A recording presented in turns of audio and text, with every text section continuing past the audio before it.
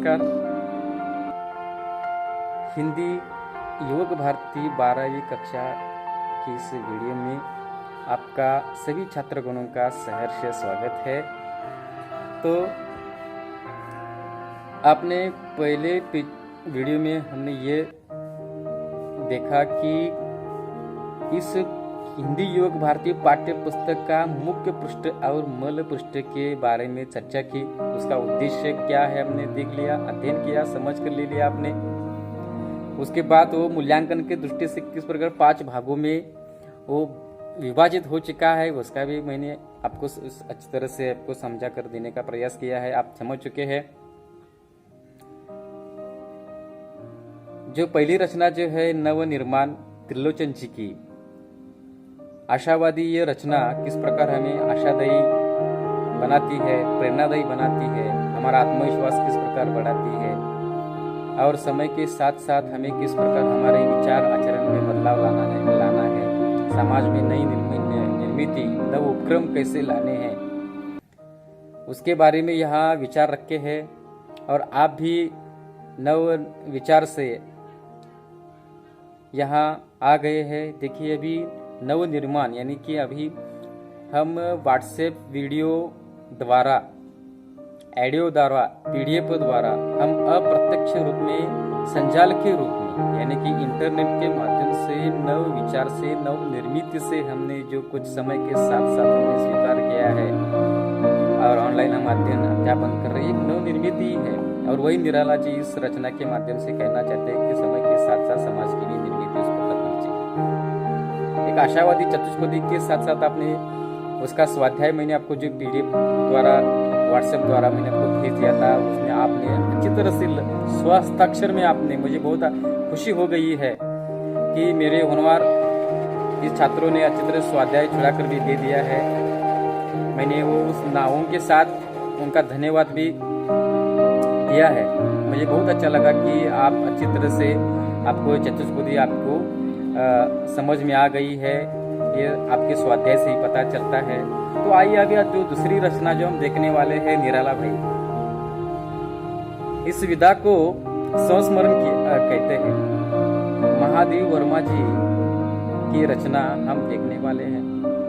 तो सबसे पहले आप ये जो मैंने आपको पीडीएफ के स्वरूप में जो पाठ्य पुस्तक में हिंदी का युग भारती का जो भेज दिया है, तो क्या करें कि उसका जो पन्ना नंबर 5 है वो क्या करें, खोले और आपके सामने निराला भाई जी का जो परिचय, कृतियां, विधा परिचय और पाठ परिचय आ गई है, उसके बारे में सबसे पहले हम देखने वाले हैं।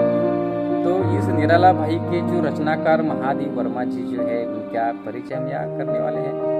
श्रीमती महादेव वर्मा जी 26 मार्च 1907 को उनका जन्म फर्रुखाबाद में,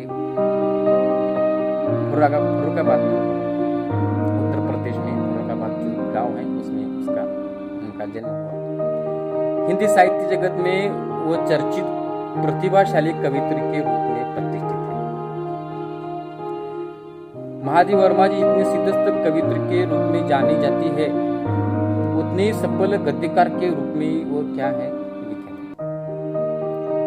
और महादेवी वर्मा जी छायावादी युग की एक प्रमुख स्तंभ मानी जाती है।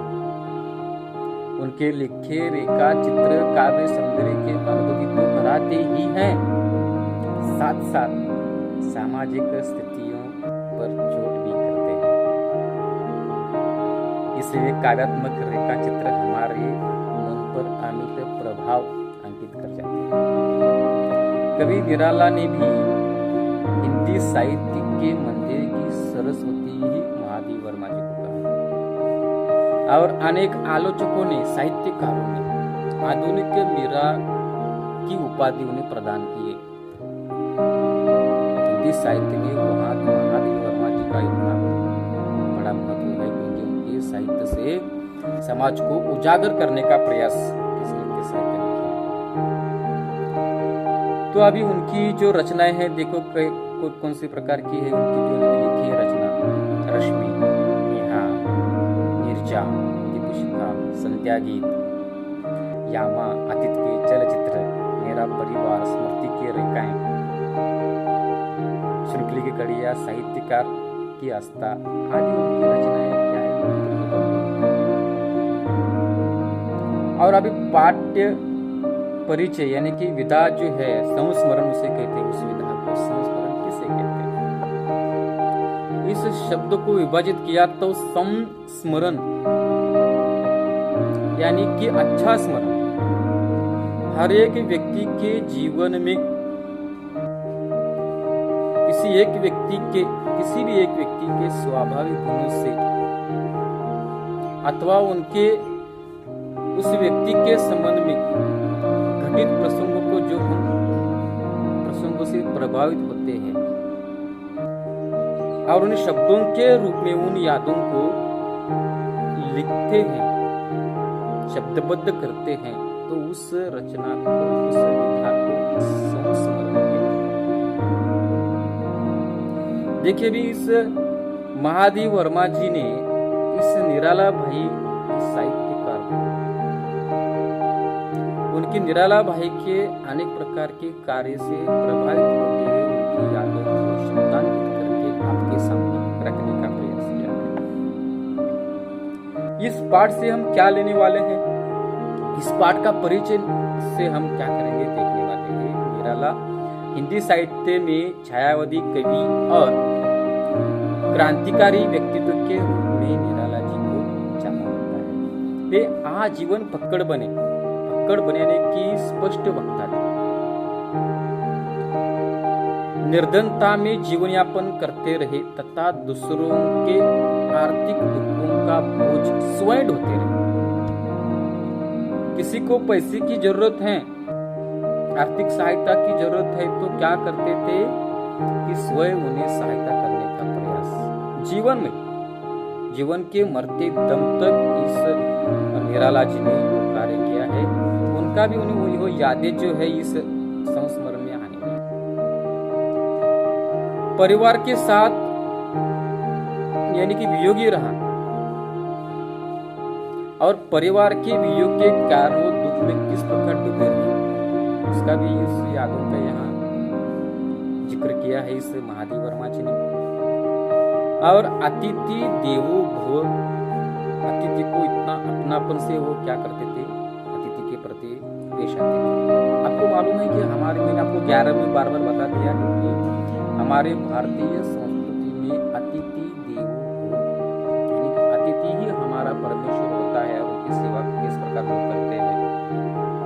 ये संस्कार हमारे भारत देश के है और संस्कार जी यानी ग्रामीण भाग में संस्कार को अच्छी तरह से महत्व दिया जाता है और इस यादों को यहाँ महादेव वर्मा जी ने एकत्रित करने का प्रयास किया।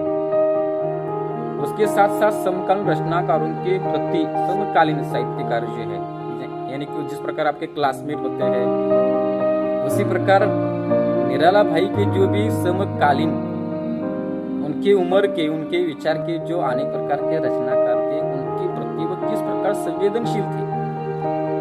जिस प्रकार आप अपने दोस्तों के प्रति, आपके वर्ग मित्र के प्रति, जो आप उसे क्लासमेट कहते हैं अंग्रेजी शब्द में यहाँ क्षमा चाहता हूँ, तो अपने जो सहपाठी है उनके प्रति आप में जिस प्रकार की संवेदनशीलता है उसी प्रकार भी उस निराला जी की संवेदनशीलता इस पाठ में महादेव वर्मा जी ने देखा और उनका व्यक्तित्व लोहे के समान दृढ़ था। तो हृदय का जो भाव है तरलता से ओतप्रोत था। हृदय का भाव यानी कि आपके सामने फल कौन सा, नारियल का फल हम लेते हैं, अंदर से कितना कोमलता और मृदु से भरा हुआ नारियल बाहर जिस प्रकार कठोरता से होता है उसी प्रकार निराला भाई थे। आने वाले उनके जो विचार या महादेव वर्मा ने रखे हैं, उनकी यादें रखी है और ये मानवता के पुजारी किस प्रकार है, अनेक प्रकार के गुणों से लेखिका ने यहाँ शब्दांकित करने का प्रयास इस निराला भाई इस पाठ में महादेव वर्मा जी ने किया है। तो आइए देखिए कि आपको जो मैंने PDF भेजी है उसमें से पन्ना नंबर जो 6 है उसमें प्रथम परिच्छेद हम देखने जा रहे हैं। उस प्रथम परिच्छेद में किस प्रकार ये लेखिका निराला भाई के साथ भाई का जो रिश्ता जोड़ती है और यादें उनके जीवन में संस्मरण के रूप में रहती है, भूलती नहीं। उस यादों को किस प्रकार महादेव वर्मा जी ने प्रथम परिच्छेद में क्या कर दिया है, उसे रखा है। तो आइए देखें कि जो हमारे भारत देश में भाई बहन का जो हम उत्सव धूमधाम से मनाते हैं, रक्षाबंधन जो है,